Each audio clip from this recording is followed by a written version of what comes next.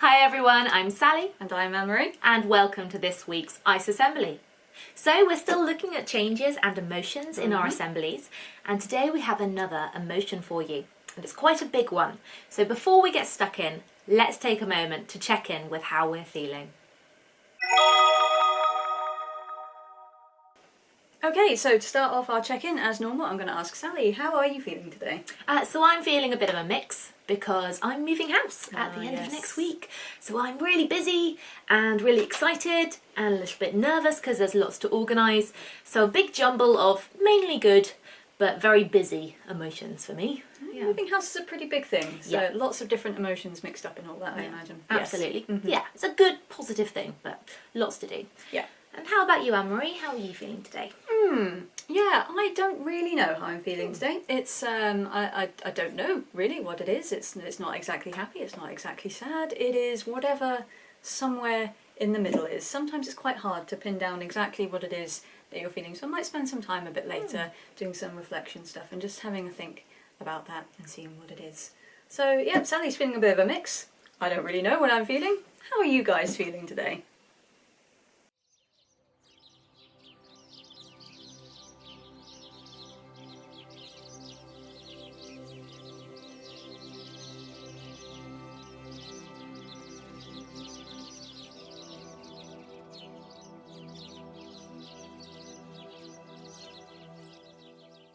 Instead of telling you straight away what today's emotion is, I wonder if you can guess it from some common sayings we might use to describe it. So, you would be feeling this emotion if you got to the end of your tether. Someone might have wound you up, and at any moment you feel like you could fly off the handle. When it happens, you think, this is the last straw.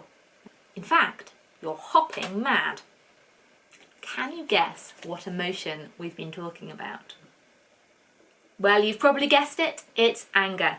And as you can see from that paragraph, we have lots of sayings that try to describe that emotion. So anger is another warning sign emotion. It's the emotion that wants to protect, and it usually turns up when something we care about feels threatened. So we've all felt anger over lots of different things, and it could be something small like a frustrated sigh or a kind of feeling, or it could be something big that makes us want to do something big and loud. It can be a really big feeling too. It's important that we think about anger, that we learn what it's trying to tell us, and that we learn helpful ways to deal with our anger so that we don't end up hurting ourselves and other people. But before we do that, it might be helpful for us to take some time to think about recognizing what anger feels like in our bodies too. What can anger feel like? Our bodies can help us to work out how we're feeling. When you're feeling anger, you might feel suddenly very hot. Your face might feel warm, and your skin could go red.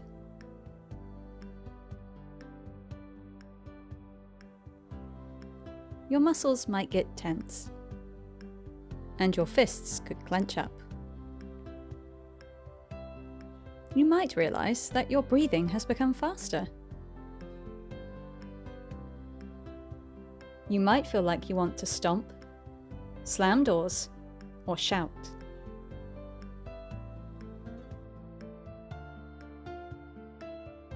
Anger can feel like a big build-up of energy inside you that wants to get out.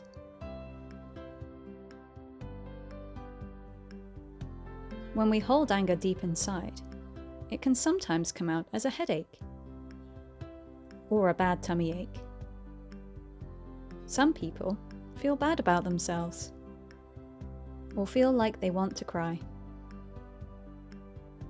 So all people experience anger from time to time. It's a perfectly natural emotion to feel. It's part of being a person.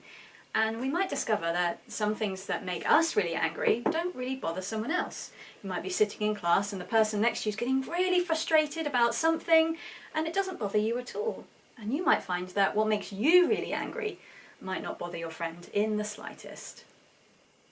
It is okay to feel angry, but how we work through that anger and how we express it is really what matters when it comes to our lives. Because we all have a choice when we feel angry. Do we let it affect our relationships and our actions by taking control, or do we take control of it instead?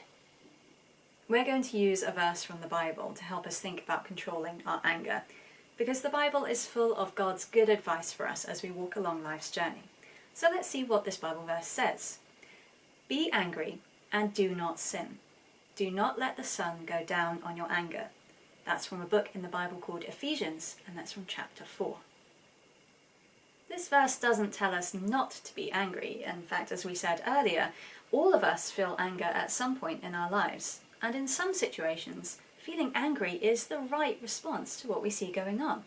For example, if we see someone being bullied, it's good to feel angry about that situation.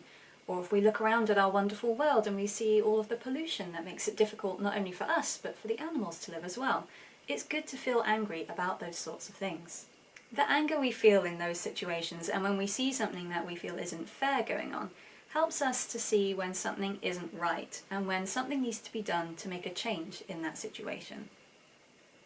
Feeling anger isn't wrong. It's what we do with that feeling of anger that's really important. And this verse can help us a lot. So we're going to take it apart bit by bit to see how it can help us. So let's look at that first bit where it says, be angry, but do not sin. The word sin means to do wrong. So this verse is saying, don't let your anger lead you to do something wrong. So for example, if I were to, for example, take Sally's cake here and... I was saving that! Really good! Okay. She ate my cake! Well, you're going to ask me how I'm feeling, but your mouth is too full of cake, isn't it? So I'm going to tell you how I feel, and I feel angry, because that was mine. Yeah, come to think of it, I would be quite angry too if someone just demolished half of my cake like that. So, I wonder, Sally, what thoughts are going through your head? What choices do you have right now? Well, there is one choice that my anger wants me to do, and that is to take the cake off of you and push you off that chair. Oh no! But I know that's not the right choice. Thank you. Because although it might make me feel a bit better in the second, because I'm very angry right now, it also might hurt you. That's true. I'd feel really bad about that straight away. That anger would go, and I'd just feel really bad for hurting my friend. And then you might push me back, and we might end up in a big argument, and it would just make the situation worse. So instead, I'm going to take a few breaths, and then I'm going to ask you to apologise, and to return or give me a new cake. Yeah, that seems very reasonable. I am sorry that I took your cake. Yeah. That's all right. It wasn't actually my cake. That was just an illustration. Haha, don't worry everyone, This is I my wouldn't cake. really steal Sally's cake. You know, we have plenty cake. It's okay.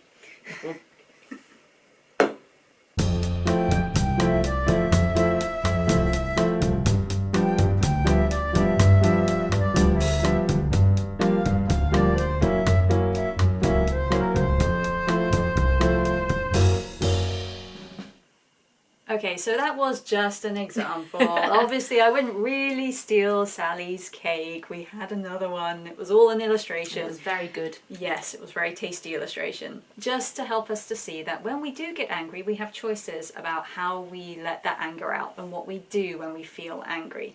And the Bible verse is teaching us that if we let our anger lead us into doing something wrong, then often we will find we're in a situation where we've hurt someone else or we've hurt ourselves. If we let our anger lead us to lash out at someone, it usually just makes the situation an awful lot worse than it was before. So instead of letting anger lead us to doing something that we know isn't right, there are lots of healthy ways that we can let out that angry feeling, because it does feel like pressure and you do want to let it out. So what can we do to help us in those times when we feel that angry feeling? Take some time out, breathe some deep breaths and count to 10. Do some jumping jacks or run around the field. Pop some bubble wrap.